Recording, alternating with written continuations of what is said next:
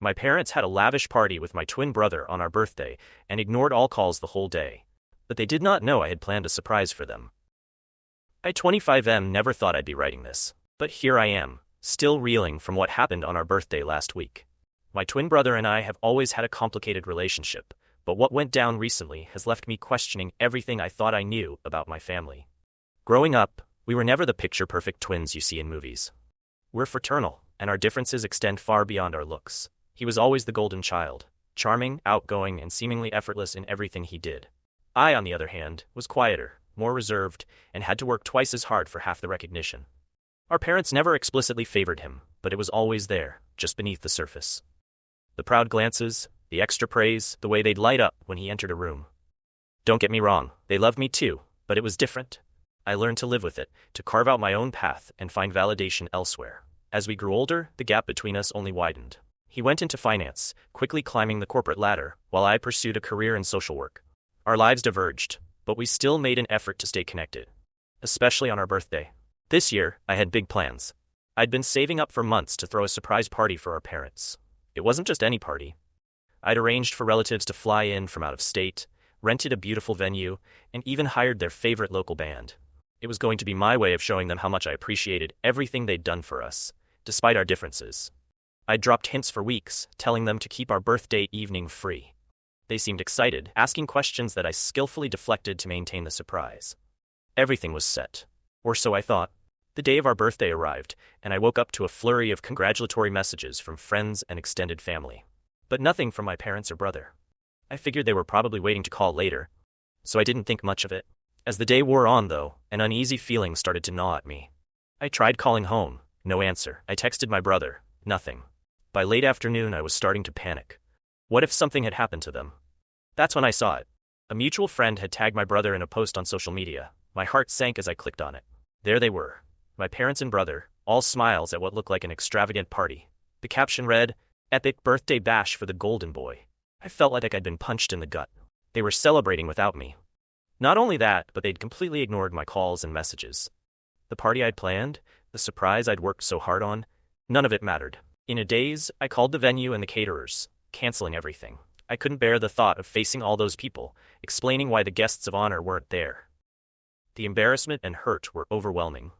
As evening fell, I found myself sitting alone in my apartment, surrounded by deflated balloons and party decorations I'd planned to use later. That's when my phone finally rang. It was my mother. "Happy birthday, sweetie," she chirped as if nothing was wrong. "We've been trying to reach you all day." I couldn't speak for a moment, torn between anger and disbelief. When I finally found my voice, it was barely above a whisper. "I saw the pictures, Mom. I know about the party." There was a long pause on the other end. Then a sigh. "Oh, honey, that was just a small get-together your brother's firm threw for him. We didn't think you'd want to be there with all those finance people." Her excuses washed over me, each word driving the knife in deeper. They hadn't even considered including me. Worse, they'd completely forgotten about the plans I'd hinted at for weeks. I don't remember much of the rest of that conversation. I know I didn't shout or cry. I just felt empty. When I hung up, I made a decision. I wasn't going to let them off the hook this time. No, I had something else in mind. The next morning, I put my plan into action. I called my aunt, my mom's sister, who had flown in for the surprise party. I told her everything. She was furious on my behalf, having always seen through the family dynamics. Together, we hatched a plan. Over the next few days, I reached out to everyone who had been invited to the original surprise party. I told them what had happened, not to vilify my family, but to explain the situation.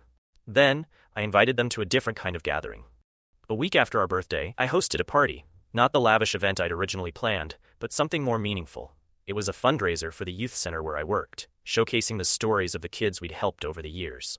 I invited my parents and brother, telling them it was a work event I'd love for them to attend. They agreed, probably out of guilt. When they arrived, they were greeted not just by me, but by a room full of familiar faces. Relatives, old friends, people from our community. People who had been meant to surprise them at the original party. The look on their faces was indescribable. Confusion, then realization, followed by shame. My aunt stepped forward, filling them in on what they'd missed, what I'd planned, and how their actions had affected me. I didn't yell or make a scene. I didn't need to. The quiet disappointment from everyone in that room spoke volumes. My brother, for once, was at a loss for words. My parents looked like they'd aged years and minutes. As the evening progressed, I gave a speech about the work we do at the youth center. I talked about the importance of recognizing every child's worth, of creating spaces where everyone feels valued. My voice didn't shake, and I didn't glance at my family once. After the speech, my mother approached me, tears in her eyes. "We had no idea," she said softly. "We've been so blind." My father, a man of few words, simply embraced me. I could feel him trembling slightly. My brother stood awkwardly to the side, for once not the center of attention. In that moment, I felt a mix of emotions I can't quite describe. There was vindication, yes, but also sadness for what we'd lost, and a glimmer of hope for what we might be able to rebuild. The event was a success, raising more money for the youth center than I'd ever dreamed possible. As people left, many stopped to congratulate me, not just on the fundraiser, but on my strength and grace in handling the situation.